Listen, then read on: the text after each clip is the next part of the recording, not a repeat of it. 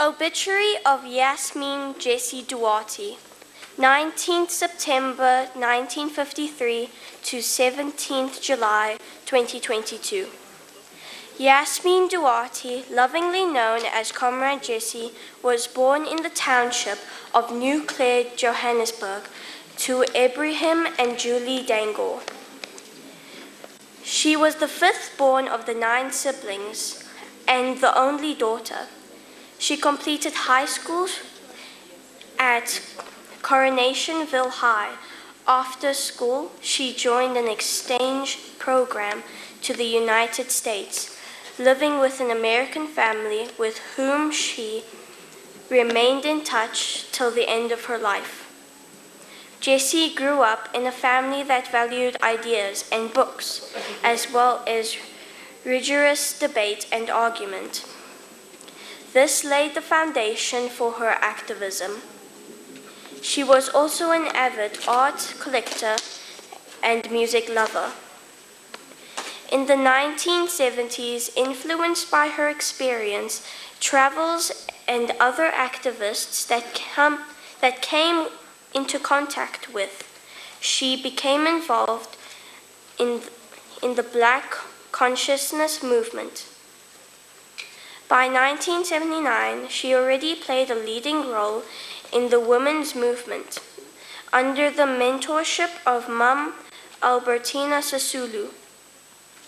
In 1981, she was elected as the Secretary of Federation of Transvaal Women.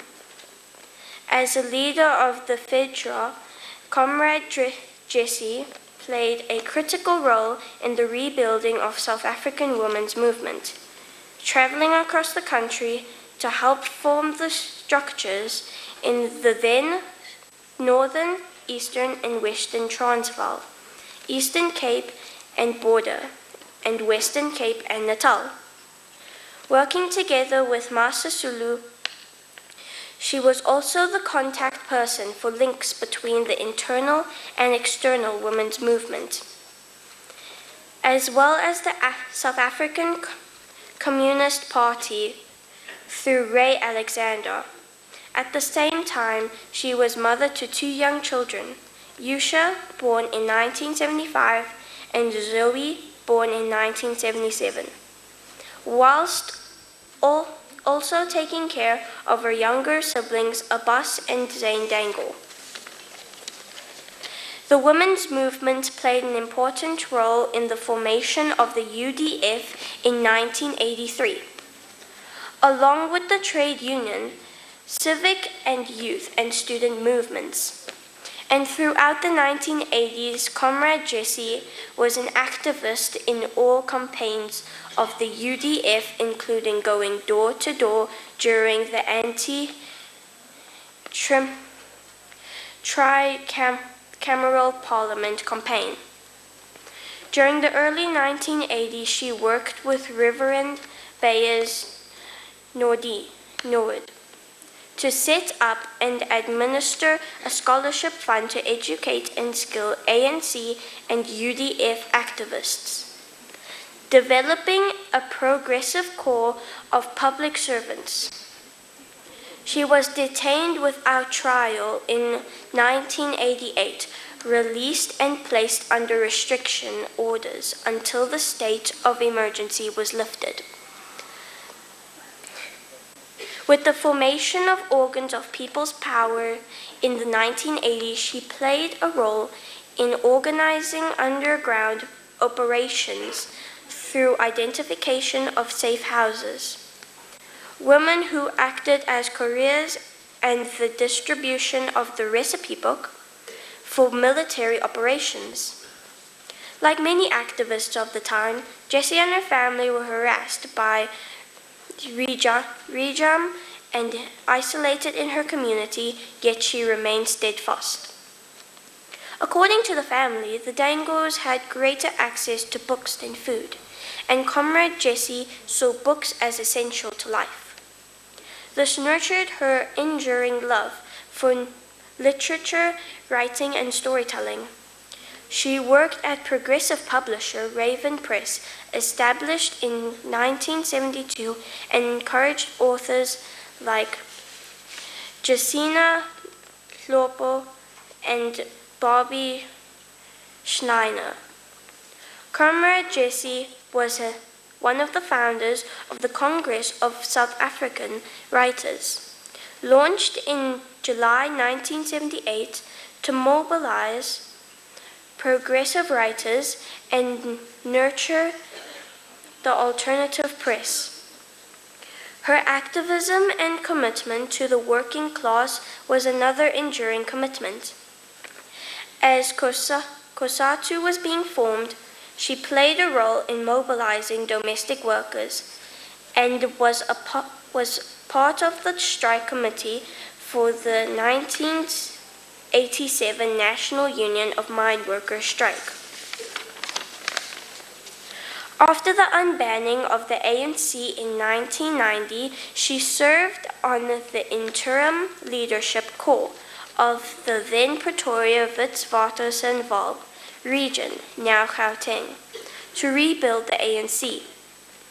She was also instrumental in the re-establishment of the SACP. She was tasked with setting up the offices of Comrades Nelson Mandela and Walter Sisulu, and served as Comrade Mandela's special assistant from 1990 to 1994. In the heat of the apartheid-sponsored violence, during the early 1990s, she worked closely with Comrade Ronnie Casseroles in the East Rand and West Rand to assist the establishment of self-defense units, and went on to be a part of the National Peace Accord structures. During the negotiations leading to democracy in South Africa, from 1991 to 1994, she was a member of the Regional Executive Committee for the PWV region. Comrade Jessie was amongst the pioneering members of the Gauteng Provincial Legislature and served in the provincial cabinet as the first MEC for Community Safety and Security in Gauteng, pioneering the concept of community policing, focusing on domestic violence and social crime prevention. As MEC for Community Safety and Security, she participated in the Johannesburg Pride marches and remained a companion for LGBTQI+ rights. She was also a firm advocate for the decriminalization of sex work. These issues were all part of her fight to protect the rights and indigeneity of all vulnerable and exploited groups. From 1999 to 2003, she served as South Africa's High Commissioner to Mozambique. A critical period of strengthened relations between the two countries. She also served in the Department of International Relations and Cooperation as the Deputy Director General for Africa. As the newly formed African Union started to take shape, with South Africa playing a leading role, Comrade Jessie Duarte was elected to the National Executive Committee of the ANC in 1997 at the 50th National Conference in Mafeking.